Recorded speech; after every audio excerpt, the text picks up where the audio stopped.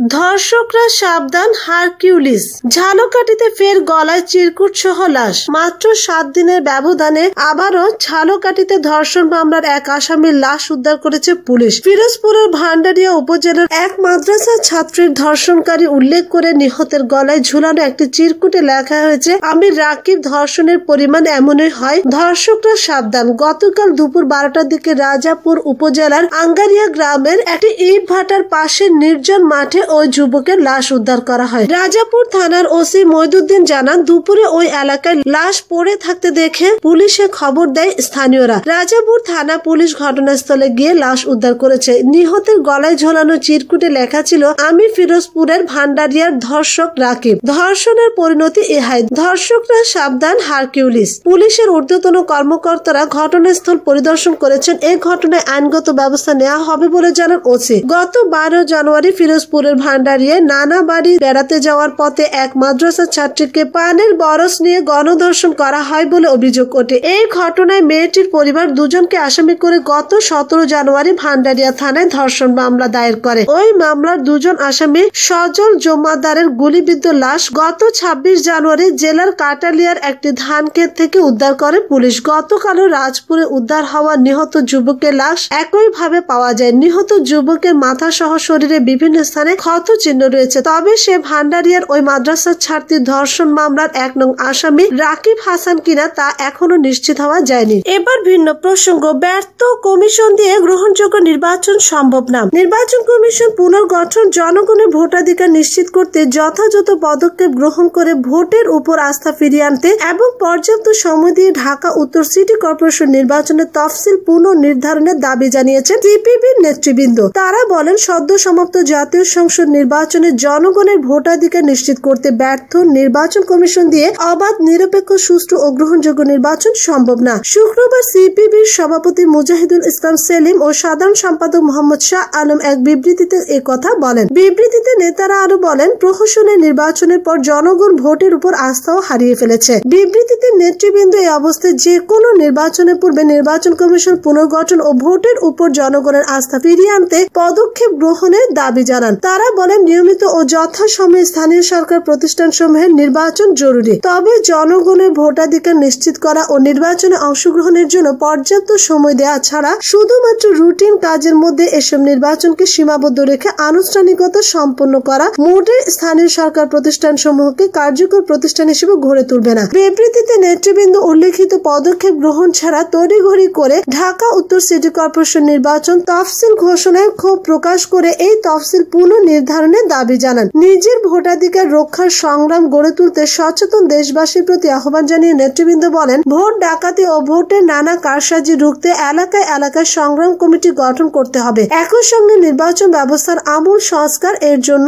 আন্দোলন গড়ে তুলতে হবে। এবার ভিন্ন প্রসঙ্গ, অনার্স সুলতান মনসুর সংকটে গণফোরাম। ডক্টর কামাল হোসেনের নেতৃত্বাধীন গণফোরাম তাদের নির্বাচিত সংসদ সদস্য সুলতান মোহাম্মদ মনসুরকে নিয়ে পড়েছে সংকটে। বিএনপি সহ জাতীয় ঐক্যফ্রন্ট এবং গণফোরাম আলাদাভাবে বৈঠক করে সিদ্ধান্ত নিয়েছে তাদের নির্বাচিত কোন সংসদ সদস্য শপথ নেবেন না। এই সিদ্ধান্ত সিলেট 2 আসন থেকে নির্বাচিত মোকাব্বির খান মেনে নিলেও যে কোনো অবস্থায় শপথ নিতে বদ্ধপরিকর। মৌলভীবাজার 2 আসনে ধানের শীষ প্রতীকে বিজয়ী সুলতান মোহাম্মদ মনসুর। গণফোরাম সভাপতি ডক্টর কামাল হোসেন জানিয়েছেন, গণফোরাম থেকে নির্বাচিত 2 জন এমপি হিসাবে শপথ নেবেন না। তার দল এবং ফ্রন্টের সিদ্ধান্তের বাইরে কেউ সংসদে গেলে তার বিরুদ্ধে সাংগঠনিক ব্যবস্থা নেওয়া হবে। গণফোরাম নেতারা জানিয়েছেন, দলের সিদ্ধান্তের বিরুদ্ধে কেউ অবস্থান নিলে তাকে দলীয় গঠনতন্ত্র অনুযায়ী বহিষ্কার করা হবে। গত বৃহস্পতিবার ঐক্যফ্রন্টের নেতারা ডক্টর কামালের চেম্বারে বৈঠকে সিদ্ধান্ত নেন যে জাতীয় ঐক্যফ্রন্টের ব্যানারে নির্বাচিত কোন জনপ্রতিনিধি শপথ নেবেন না। কেউ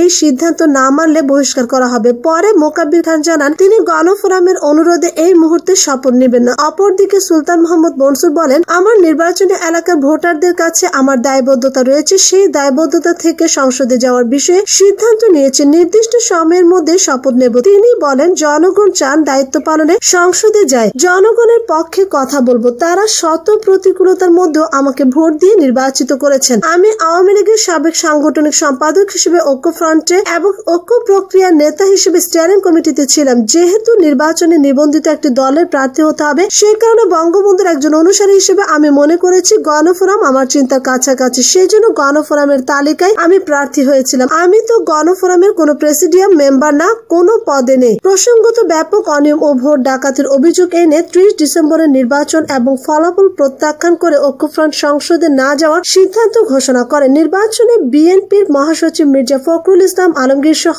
দলটির 6 জন এবং জোটের শরিক গণফোরাম থেকে 2 জন সংসদ সদস্য নির্বাচিত হন। বর্তমান ঐক্যফ্রন্টের মোট সদস্য 8 জন। এদের 7 জন ধানের শীষ এবং মোকাব্বির খান নির্বাচনে লড়েন গণফোরামের উদীয়মান সূর্য প্রতীক নিয়ে। এদের 7 জন ধানের শীষ এবং মোকাব্বির খান নির্বাচনে লড়েন গণফোরামের উদীয়মান সূর্য প্রতীক নিয়ে। মির্জা ফখরুল ইসলাম আলমগীর বলেন, ঐক্যফ্রন্টের সিদ্ধান্তের বাইরে কেউ শপথ নিলে সমস্যা হওয়াটা স্বাভাবিক। ঐক্যফ্রন্টের বৈঠকে সিদ্ধান্ত হয়েছে কেউ শপথ নেবেন না। ঐক্যফ্রন্টের নেতা ডক্টর জাফরুল্লাহ চৌধুরী বলেন, বিএনপি শপথ না নিলে শুধু গণফোরাম 2 এমপি শপথ নিলে ফ্রন্ট ভেঙে না গেলেও জোটের বড় ক্ষতি হবে। এবার ভিন্ন প্রসঙ্গ। কিবরিয়া হত্যাকাণ্ডের 14 বছর বিচারের দীর্ঘসূত্রতায় হতাশা স্বজনদের। সাবেক অর্থমন্ত্রী শাহ এম এস কিবরিয়া হত্যার 14 বছর পূর্ণ হলো আজ। দফায় দফায় তদন্তের বেড়া জালে আটকে থাকা ভয়ানক এই হত্যাকাণ্ডের বিচার প্রক্রিয়া এখন শুরু হয়েছে, কিন্তু ঠিকমতো সাক্ষী না আসা, আসামিদের বিরুদ্ধে একাধিক মামলা থাকায় ঠিকমতো আদালতে হাজির না হতে পারা সহ বিভিন্ন জটিলতায় বিচার কার্য দীর্ঘসূত্রতায় পড়েছে। এ অবস্থায় বিচার নিয়ে অনিশ্চয়তা কাটছে না নিহতদের পরিবার ও স্থানীয়দের মনে। 2005 সালের এদিনে হবিগঞ্জ সদর উপজেলার বৈদ্যের বাজারে স্থানীয় আওয়ামী লীগ আয়োজিত জনসভায় যোগ দেন সাবেক অর্থমন্ত্রী শাহ এম এস কিবরিয়া। সভা শেষে ফেরার সময় দুর্বৃত্তদের গ্রেনেড হামলায় তিনি ও তার ভাতিজা শাহ মঞ্জুর হুদা সহ 5 জন নিহত হন। আহত হন জেলা আওয়ামী লীগের বর্তমান সভাপতি এমপি অ্যাডভোকেট মোহাম্মদ আবু জহির সহ 43 জন। এই ঘটনায় হত্যা ও বিস্ফোরক আইনে পৃথক 2টি মামলা দায়ের করা হয়, কিন্তু দফায় দফায় তদন্তের বেড়া জালে আটকে বিলম্বিত হয় এই বিচার কার্য। অবশেষে 2014 সালের 13 নভেম্বর এই হত্যাকাণ্ডের সর্বশেষ চার্জশিট আদালতে জমা দেন তদন্তকারী কর্মকর্তা সিআইডির সিনিয়র এসপি মেহেরুন্নেসা পারুল। এতে আসামি করা হয় সিলেট সিটি কর্পোরেশনের মেয়র আরিফুল হক চৌধুরী, সাবেক রাজনৈতিক সচিব হারিস চৌধুরী, সাবেক স্বরাষ্ট্র প্রতিমন্ত্রী লুৎফুজ্জামান বাবর সহ 32 জনকে। 2015 সালে 2 জুন মামলাটি বিচারের জন্য সিলেট দ্রুত বিচার ট্রাইব্যুনালে পাঠানো হয়। এরপর থেকে মামলার বিচার শুরু হয়েছে, কিন্তু ঠিকমতো সাক্ষী হাজির না হওয়া, একাধিক মামলা থাকায় দেশের বিভিন্ন কারাগারে আটক আসামিদের আদালতে হাজির না করতে পারা সহ নানা কারণে বিচার কার্যে দীর্ঘসূত্রতার সৃষ্টি হয়েছে। নিহত আবুল হোসেন ও সিদ্দিক আলীর পরিবারের সদস্যরা চাঞ্চল্যকর এই মামলার বিচার কার্য বিলম্বিত হওয়ায় হতাশা প্রকাশ করেছেন। এই ঘটনায় আহত বর্তমান জেলা আওয়ামী লীগ সভাপতি ও সংসদ সদস্য অ্যাডভোকেট মোহাম্মদ আবু জাহির জানান, কখনো আসছে না সাক্ষী, আবার কখনো গুরুত্বপূর্ণ আসামিদের বিভিন্ন মামলার আসামি থাকায় ঠিক মতো আদালতে হাজির করা সম্ভব হয় না, ফলে কিছুটা বিলম্বিত হচ্ছে। তবে যেহেতু 21 আগস্ট গ্রেনেড হামলার বিচার হয়েছে, সেহেতু এই হত্যাকাণ্ডের বিচার অবিলম্বে সম্পন্ন হবে বলে তিনি আশা করেন।